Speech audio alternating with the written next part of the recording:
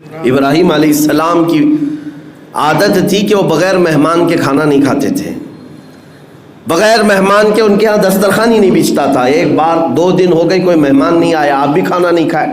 تیسرے دن راستے میں ایک ادھیڑ عمر کا کوئی شخص ملا، مسافر تھا۔ ابراہیم علیہ السلام نے اس سے ریکویسٹ کی کہ میرے گھر آج مہمان بن جا۔ وہ کیسے لوگ تھے کہ زبردستی اپنے گھر مہمان بلاتے تھے۔ مہمان نوازی میں پوری دنیا میں سب سے زیادہ مشہور ابراہیم علیہ السلام کی ذات تھی۔ تو وہ شخص آیا، ابراہیم علیہ السلام نے دسترخوان بچھائے اور کھانے رکھے، کہا اللہ کا نام لو اور شروع کرو۔ تو آنے والے نے کہا میں اللہ کو نہیں جانتا اور نہ ہی میں مانتا ہوں، میں اللہ کا نام لینے والا نہیں ہوں۔ تو ابراہیم علیہ السلام نے دسترخوان کھینچ لیا اور کہا اٹھ کر جا تو چل، اس لیے کہ میرے گھر کا ہر لقمہ اللہ کے نام سے ہی جائے گا۔ دسترخوان کھینچ لیا، وہ شخص چلا گیا۔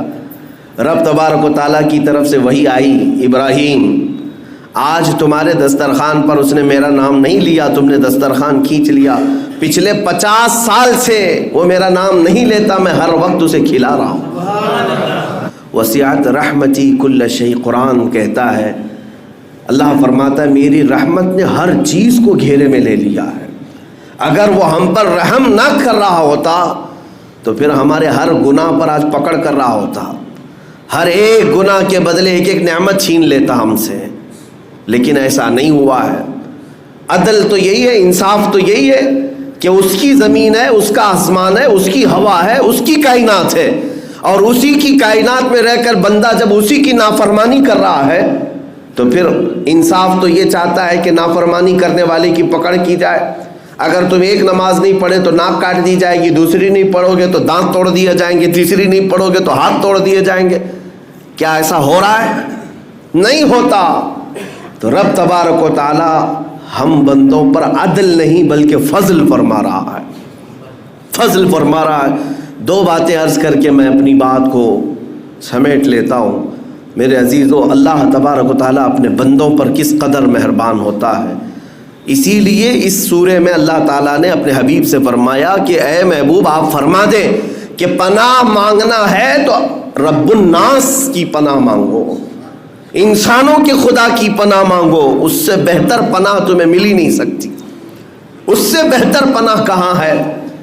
ایک بار رسول کریم صلی اللہ تعالیٰ علیہ وسلم مسجد نبوی شریف میں بیٹھے، اپنے گھر سے تاخیر سے آئے اور بیٹھے بیٹھے اکیلے میں ہنسنے لگ گئے، مسکرانے لگ گئے۔ صحابہ نے پوچھا تھوڑی دیر کے بعد کہ اے اللہ کے نبی آپ کو کس چیز نے ہنسایا؟ کون سی چیز ہے جس کو دیکھ کر کے آپ مسکرا پڑے؟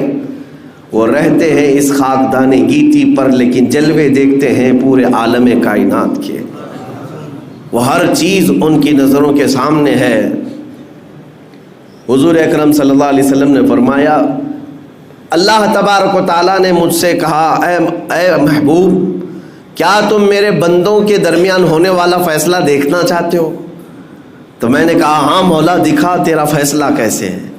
تو رب تبارک و تعالیٰ اپنے بندوں کے درمیان جو فیصلہ کر رہا تھا وہی بات میں دیکھ رہا تھا۔ صحابہ نے پوچھا کیا فیصلہ ہے؟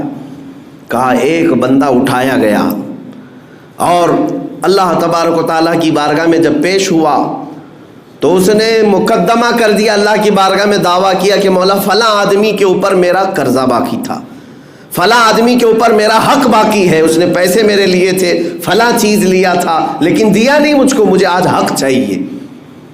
رب تبارک و تعالیٰ اس بندے کو بھی اٹھاتا ہے جس نے اس کا حق مارا تھا، وہ بھی اٹھا، وہ نیک آدمی تھا لیکن کچھ اس کے پاس رہ گئی تھی اس کی چیز۔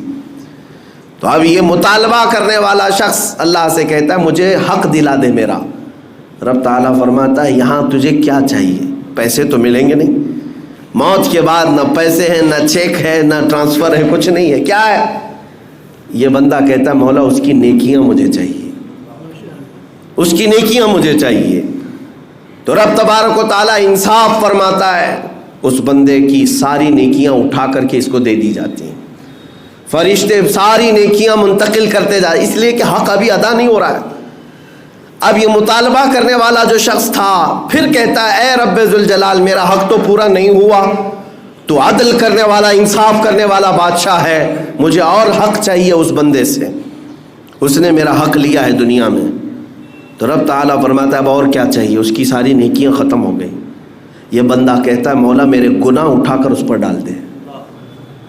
تو حکم ہوتا ہے فرشتوں کو، اللہ تعالیٰ فرماتا ہے اس کے گناہ اٹھا کر اس پر ڈال دو. پورے منتقل کیے جا رہے، اس کے گناہ بھی خالی ہو گئے، اور وہ جو نیک بندہ تھا نیکیاں بھی خالی ہو گئی، اور گناہ اٹھا کر کے بوجھ بیٹھا ہے. اب اس کے پاس کچھ نہیں سوائے گناہوں کے بوجھ کے، کچھ نہیں.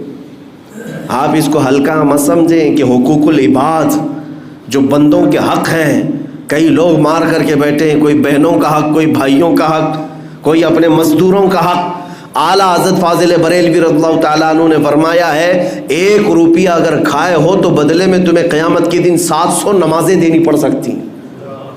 700 نمازیں اگر وہ حق مانگ لیا تو. ہاں اس کو ہلکے میں مت لے. حضور پاک صلی اللہ تعالیٰ علیہ وسلم کی بارگاہ میں ایک جنازہ آیا تھا. حضور نے پوچھا اس پر کسی کا قرضہ ہے؟ ایک بندے نے کہا یا رسول اللہ میرے 2 درہم قرضہ باقی تھا اور یہ مر گیا، انتقال ہو گیا. جنازہ تیار ہے. میرے آقا نے فرمایا صلو علی صاحبکم ولا اصلی علیہ، لوگوں تم چاہو تو اس پر نماز پڑھ لو، میں نماز جنازہ نہیں پڑھوں گا. 2 درہم کا قرضہ باقی تھا، 2 درہم کا. حضور نے فرمایا میں نماز جنازہ نہیں پڑھوں گا. لوگ ہلکے میں سمجھتے حقوق العباد، کسی کا مال لے لینا، کسی کا ہڑپ لینا، کسی کو دھوکہ دینا بہت بڑا عذاب ہے. اللہ نے فرمایا کہ وہ اپنے حقوق معاف کرے گا لیکن بندوں کے حقوق نہیں معاف کرے گا. بندہ جب تک نہیں معاف کرتا بندے کو تب تک اللہ نہیں معاف کرے گا. یہ نہیں ہے کہ تم اس کے 100 روپے اس کے 1000 روپے لے کر کے توبہ کر لو اللہ کی بارگاہ میں مولا صاحب معاف کر دے. نہ، رب تبارک و تعالیٰ کا قانون یہ ہے کہ وہ بندے ہی معاف کریں تب اللہ معاف کرے گا. یہ حقوق العباد ہے. تو بات وہ حدیث میں عرض کر رہا تھا، اس بندے کی نیکیاں جو حق لیا تھا اٹھا کر کے اس کو مطالبہ کرنے والے کو دے دی گئیں، پھر بھی ختم نہیں ہوا اس کا حق، تو اس کے گناہ اٹھا کر کے اس پر ڈال دیے گئے. اب بھی ایک سوال کر رہا ہے کہ مولا میرا حق تو پورا نہیں ہوا، ابھی تیرے عدل کے مطابق تیرے انصاف کے مطابق میرا حق اور باقی ہے. رب تعالیٰ فرماتا ہے اور کیا چاہیے اس سے تجھ کو؟ اس کی نیکیاں بھی پوری لے لیا، تیرے گناہ اٹھا کر کے بھی اس پہ ڈال دیا، اب اور کیا چاہیے تجھے؟ تو کہتا ہے مولا تیری رحمت میں فیصلہ ہے، تیری رحمت میں انصاف ہے، میرا حق تو پورا نہیں ہوا. تو رب تبارک و تعالیٰ کیا فرماتا ہے سنو. حضور یہ سب معاملہ دیکھ رہے تھے، فیصلہ دیکھ رہے. اللہ تبارک و تعالیٰ فرشتوں سے فرماتا ہے جنت میں ایک محل تیار کرو، سجاؤ اس کو. فرشتے جلدی جلدی محل سجانے لگ گئے اور اتنا آراستہ کرنے لگے کہ وہ پورے جنت میں وہ چمکدار بہت خوبصورت نظر آنے لگا. تو یہ بندہ جو مطالبہ کر رہا تھا نا بار بار میرا حق نہیں میرا حق نہیں، یہ اس کو بھی دکھایا گیا وہ محل، یہ دیکھ.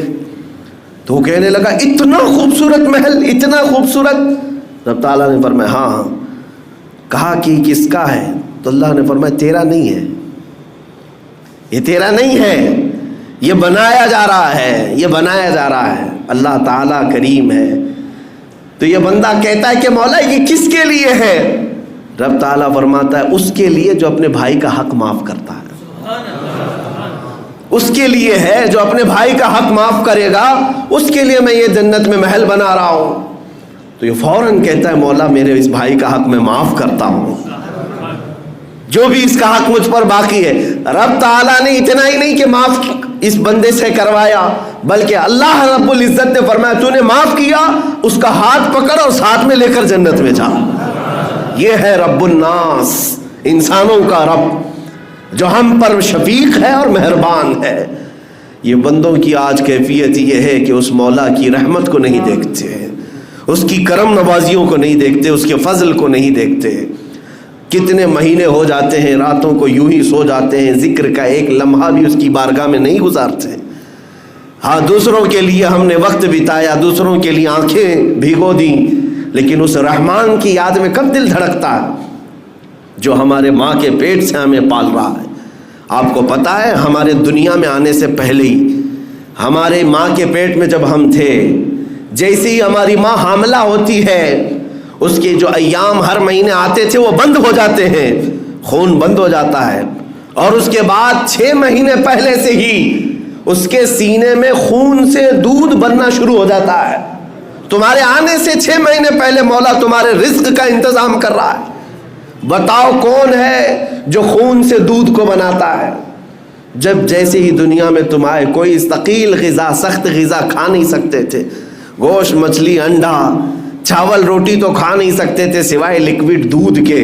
اور اللہ تعالیٰ نے تمہارے ماں کے سینوں میں اس دودھ کو پیدا کیا جس کا ایک قطرہ دنیا کے سارے وٹامن سے بھی زیادہ اچھا ہے. یہ سارا رزق تمہارے لیے مہیا کیا. بچپن سے وہ مولا تمہاری نگہبانی کرتا رہا. روایات میں یہ بھی ہے کہ اگر تجھے جھولے میں ماں اکیلا چھوڑ کر کے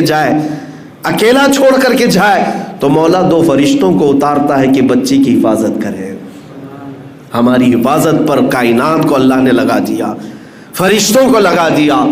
بس کہنا اتنا ہی ہے کہ اگر یہ بندے اس کی ساری نعمتیں لے کر کے بھی اگر اس کے نہ ہو سکے تو پھر یہ کسی کے نہیں ہو سکیں گے، کسی کے نہیں ہو سکے.